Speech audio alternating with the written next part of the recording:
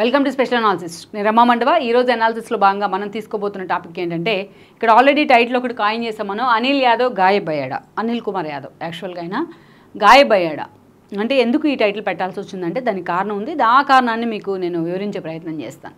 గతంలో మనం చూసినట్లయితే ఎస్పెషల్లీ వైసీపీ నుంచి ఎవరైతే చాలా అగ్రెసివ్గా మాట్లాడుతూ వచ్చారో, ఎవరైతే జగన్మోహన్ రెడ్డి స్కిన్ సేవ్ చేయడం కోసం అది అసెంబ్లీనా, లేకపోతే అది బయట, లేకపోతే అది మీడియా మీటా, లేకపోతే ప్రెస్ మీట్, ఇలాంటివి ఏవి చూడకుండా వాళ్ళు అంత స్థాయిలో రెచ్చిపోయారో అలాంటి వాళ్ళందరినీ కూడా ఈరోజు ప్రజలు గర్వభంగం చేశారు. వాళ్ళంతా కూడా ఈ రోజున ఓటమి పాలవడం ఒక ఎత్తు అయితే, చాలా స్థాయిలో వాళ్ళ అపోనెంట్స్ మెజారిటీలు సాధించడం, 50,000, 40,000, 50,000 మెజారిటీలు సాధించి వాళ్ళ అపోనెంట్స్ గెలవడం అనేది మాత్రం ఒక ఎత్తు అని చెప్పుకోవాలి.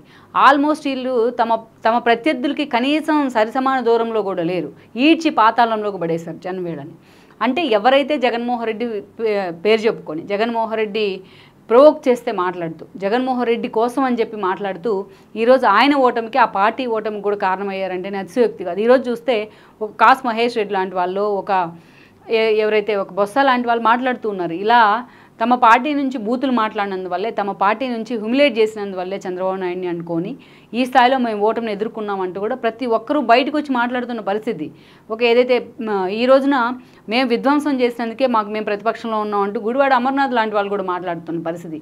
ఇలా చూస్తే అలాంటి ఆ పిడికడ మంది ఫైర్ బ్రాండ్సే ఉన్నారు. అయితే వాళ్ళకి వైసీపీ నుంచి ఒక ఫైర్ బ్రాండ్ ఎక్స్పోజర్ వచ్చింది. యాక్చువల్గా ఫైర్ బ్రాండ్స్ అంటే రాజకీయాల్లో అటు సబ్జెక్ట్ మీద, అటు అసెంబ్లీలో కానీ, ఇటు బయట కానీ ప్రజల సమస్యల మీద చాలా అగ్రెసివ్గా వెళ్ళే వాళ్ళని, లైక్ రేవంత్ రెడ్డి లాంటి వాళ్ళని ఒక ఫైర్ బ్రాండ్స్ అంటూ ఉంటారు. కానీ వీళ్ళు మాత్రం వైసీపీ నుంచి ఫైర్ బ్రాండ్స్గా పేరు తెచ్చుకున్నారు, కేవలం బూతులు తిట్టేవాళ్ళుగా.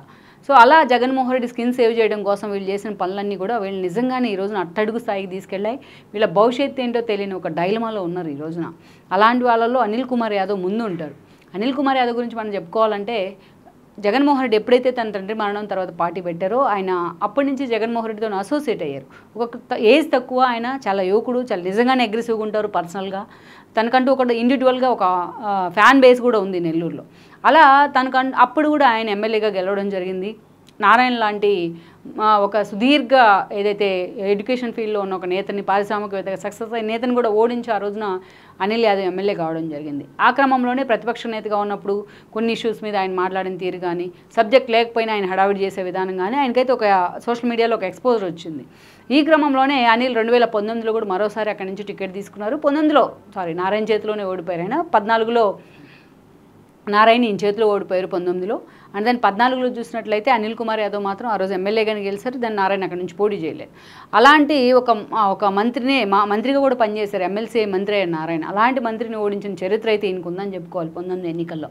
అయితే ఇక 19 నుంచి అదేవిధంగా ఎస్పెషల్లీ 24 వరకు అనిల్ కుమార్ యాదవ్ వ్యవహరించిన తీరు ఒక ఎత్తు. ఎందుకంటే అప్పుడు లోకేష్ ఎమ్మెల్సీగా ఉన్నారు. తాను ఓడిపోయినప్పటికీ మంగళగిరి నుంచి ఎమ్మెల్సీగా ఆల్మోస్ట్ 3 ఏళ్ళు ఆయన సస్టైన్ అయ్యారు. వాయిస్ వినిపిస్తూ వచ్చారు ఆయన కౌన్సిల్లో.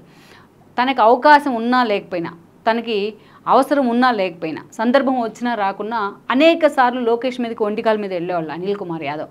అసలు ఒక దశలో భౌతిక దాడులకు కూడా అసెంబ్లీలో పైకి వెళ్ళిన పరిస్థితి ఉంది.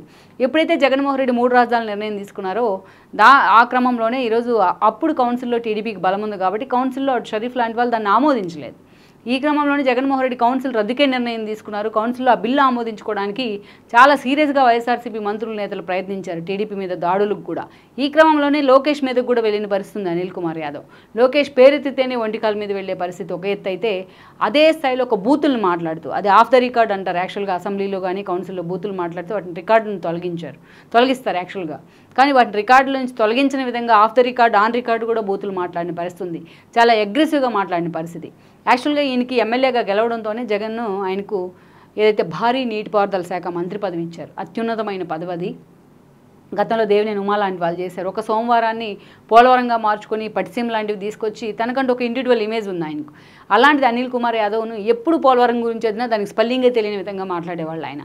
పోలవరం ఎందుకు అక్కడ ఏదైతే పూర్తి స్థాయిలో నీళ్లు బయటకు వస్తూ ఉన్నాయి, నిర్వాసితులకి గతంలో ఉన్న ఇదే ఇబ్బంది పడుతున్నారు అంటే దబరాగిన్న పొంగదా అంటూ మాట్లాడతారు ఆయన వర్షం పడుతున్నప్పుడు. సో అలా పోలవరం గురించి అడిగినా, సబ్జెక్ట్ గురించి అడిగినా, ఇరిగేషన్ గురించి అడిగినా వాటి మీద కంటే కూడా చంద్రబాబు నాయుడునో, లోకేష్ను తిట్టడం మీదో, జగన్మోహన్ రెడ్డి గురించి పక్కన వాళ్ళకి వార్నింగ్ ఇవ్వటం మీదో ఆయన ఫోకస్ పెట్టేవాళ్ళు. అనిల్ కుమార్ యాదవ్ మంత్రి పదవి కూడా అందుకే పక్కన పెట్టారనుకోవాలి జగన్మోహన్ రెడ్డి. 2.5 ఏళ్ల పాటు మంత్రిగా ఉంచిన ఎక్కడ తన శాఖ మీద ఆయన పట్టు నిలబెట్టుకోలేకపోయారు. సో ఆ తర్వాత తీసుకొచ్చి ఆ శాఖను అంబటి రాంబాబుకి ఆయన ఇంకా ఘోరంగా పనిచేశారు. ఇప్పుడు కూడా ఆయన నాకు పోలవరం సబ్జెక్ట్ అర్థం కాలేదంటూ మాట్లాడుతూ ఉన్నారు. ఇప్పుడు కూడా ట్రోలింగ్ గురి అవుతూ ఉన్నారు. ఇక అలాంటి అనిల్ కుమార్ యాదవ్ మంత్రిగా తీసి పక్కన పెట్టిన తర్వాత అటు ఆనం ఫ్యామిలీతో ఇష్యూస్ ఉన్నాయి ఆయనకు పార్టీలో, కోటంరెడ్డి పార్టీ నుంచి వదిలిపోయినాక ఆయనతో గొడవలు పెట్టుకున్నారు. ఒక కాకానికి మంత్రి పదవి ఇచ్చినందుకు అనేక సార్లు ఆయనకి యాంటీగా మాట్లాడుతూ వార్తల్లోకి ఎక్కారు. ఇలా నారాయణ ప్రత్యర్థి కాబట్టి నారాయణతో ఇష్యూస్ ఉన్నాయి. జిల్లాలో వైఎస్ఆర్సీపీ నేతలు, టీడీపీ నేతలు అంటే ప్రత్యర్థులే, వైఎస్ఆర్సీపీ నేతలతో ప్రతి ఒక్కరితో అనిల్ కుమార్ యాదవ్ గొడవలు ఉన్నాయి. ఆ స్థాయిలో విభేదాలు ఉన్నాయి, రాజకీయ విభేదాలు ఉన్నాయి. ఎప్పుడు కూడా అలాంటి వాటితోనే వార్తల్లోకి ఎక్కారు. జగన్మోహన్ రెడ్డి చేయించుకున్న సర్వేల్లో కూడా అనిల్ కుమార్ యాదవ్ ఎక్కడి నుంచి నిలబెట్టినా నెల్లూరులో ఓడిపోతారనే సర్వేలతోనే ఆయన బలవంతంగా అసలు టికెట్ ఇస్తారా లేదా అనే చర్చ జరిగింది. వేమిరెడ్డి లాంటి వాళ్ళు తాను నెల్లూరు ఎంపీగా పోటీ చేయాలంటే అనిల్ కుమార్ యాదవ్ టికెట్ ఇవ్వొద్దని కూడా జగన్మోహన్ రెడ్డిని రిక్వెస్ట్ చేశారు. తన భార్య ప్రశాంతికి ఇవ్వమని కూడా రిక్వెస్ట్ చేశారు. కానీ జగన్మోహన్ రెడ్డి అనిల్ని పక్కన పెట్టిన ఆయన అంచుడు ఖలీల్కి ఇచ్చి ఈరోజు ఆ సీటు కూడా పోగొట్టుకున్నారు. ఈరోజు ఏకంగా అనిల్ కుమార్ యాదవ్ను తనకి ఎలాంటి సంబంధం లేని నర్సరావుపేటకు పంపించారు. నర్సరావుపేట ఎంపీగా గతంలో లావు శ్రీకృష్ణదేవరాయలు ఉంటే ఆయన పార్టీ నుంచి బయటకు వెళ్ళిపోయి టీడీపీలో జాయిన్ అయ్యారు. టీడీపీ నుంచి ఆయనకు నర్సరావుపేట టికెట్ దొరికితే అనిల్ కుమార్ యాదవ్ని అక్కడ ఎంపీగా నిలబెడతాం జరిగింది. నెల్లూరులో చెల్లని కాసు నర్సరావుపేటలో ఎలా చెల్లుతుందని జగన్మోహన్ రెడ్డి అనుకున్నారో కానీ ఆయన తీసుకెళ్లి బలవంతంగా నర్సరావుపేట ఎంపీగా నిలబెట్టారు. ఫస్ట్ నుంచి వార్నింగ్లు ఇచ్చుకుంటూ వచ్చారు, తర్వాత రిక్వెస్ట్లు చేసుకుంటూ వచ్చారు. బట్ శ్రీకృష్ణదేవరాయల చరిష్మా ముందు అనిల్ కుమార్ యాదవ్ కనీసం డిపాజిట్ కూడా దక్కించుకోలేకపోయారు. ఆ స్థాయిలో బెదిరించే వాయిస్తో ముందుకెళ్ళిన జనంలోకి. ఇక కేవలం ఆ సీటు ఎలాగూ ఓడిపోవడం అని తెలిసే అనిల్ కుమార్ యాదవ్ను బకిరాన్ చేయడానికే జగన్మోహన్ రెడ్డి అక్కడికి పంపించారనే చర్చ కూడా జరిగింది అప్పుడు పార్టీలో. బట్ కారణాలు ఏమైనప్పటికీ పూర్తిగా అనిల్ కుమార్ యాదవ్ అక్కడ మాట్లాడిన మాటలు ఇప్పటికీ ట్రోలింగ్ గురవుతూ ఉన్నాయి. అక్కడ టీడీపీ అధికారంలోకి వస్తే శ్రీకృష్ణదేవరాయలు నర్సరావుపేటలో గెలిస్తే తాను మీసం తీసేసుకుంటానంటూ కూడా ఆయన మాట్లాడారు. తాను రాజకీయ సన్యాసం చేస్తానంటూ మాట్లాడారు. ఈరోజు అందరూ కూడా ఎందుకు మీసం తీసేసుకో అంటూ కూడా మాట్లాడుతున్నారు. అలాంటి అనిల్ కుమార్ ఈరోజు తాము నోటి దురుసు కారణంగా ఓడిపోయారు అడిగిన క్వశ్చన్ కూడా అదే అయితే మార్చుకుంటామంటూ కూడా తన యాటిట్యూడ్కి భిన్నంగా బిహేవ్ చేస్తూ ఉన్నారు. ఇక పూర్తిగా సైడ్ అయిపోయిన పరిస్థితి.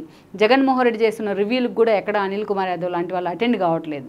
జగన్మోహన్ రెడ్డి తన సీట్ నుంచి పక్క పంపించిన ఒక ఎత్తు అయితే మంత్రి పదవిని తీసి పక్కన పెట్టి కాకాన్ లాంటి వాళ్ళకి ఆ మంత్రి పదవి ఇచ్చి పూర్తి స్థాయిలో తన రాజకీయ జీవితాన్ని పణంగా పెట్టేలాగా చేశారు. తన భవిష్యత్తుకి ఒక బ్లాక్ మార్క్ వేశారు అనేది అనిల్ కుమార్ యాదవ్ ఆవేదన. నిజంగానే ఇలాంటి లీడర్స్ని కాపాడుకోవాల్సిన అవసరం అయితే జగన్మోహన్ రెడ్డికి ఉన్నప్పటికీ కూడా ఎలాంటి సంబంధం లేని సీట్లో అనిల్ కుమార్ యాదవ్ పంపించడం, తన ప్రత్యర్థి అయిన కాకాన్ లాంటి వాళ్ళకి జగన్మోహన్ రెడ్డి మంత్రి పదవి ఇచ్చే ప్రయత్నం చేయడం, ఆల్మోస్ట్ నెల్లూరులో ఉన్న పవర్స్ అన్నీ కూడా అనిల్ కుమార్ యాదవ్ కట్ చేసి పడేయడం, ఇలాంటివన్నీ కూడా పొమ్మనకుండా పొగబెట్టడమే. కానీ తనకి ఇష్యూస్ లేని గత్యంతరం లేని పరిస్థితుల్లో అనిల్ కుమార్ యాదవ్ జగన్మోహన్ రెడ్డి అంటిపెట్టుకునే ఉన్నారు. లాస్ట్ మినిట్ వరకు కూడా పాపం ఆయన జగన్మోహన్ రెడ్డికి చాలా లాయల్గా కూడా వ్యవహరించారు. బట్ అలాంటి అనిల్ కుమార్ యాదవ్ ఒక అగ్రెసివ్ పొలిటీషియన్ అయినా ఎంతో భవిష్యత్తు ఉంది.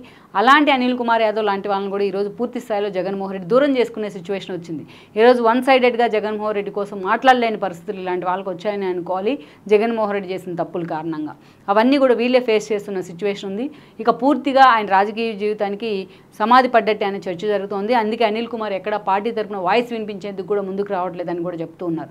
లెట్స్ సీ మరి ఈ పరిణామాల్లో మరి అనిల్ కుమార్ యాదవ్ విషయంలో జగన్మోహన్ రెడ్డి అదే స్థాయిలో కన్సర్న్ చూపిస్తారా, ఆయన రాజకీయ భవిష్యత్తు నిజంగానే ఏ మలుపు తిరగబోతోంది అనేది మనం చూడాల్సి ఉంది. ఈ వీడియో మీకు నచ్చినట్లయితే please share, like and subscribe R24 Telugu.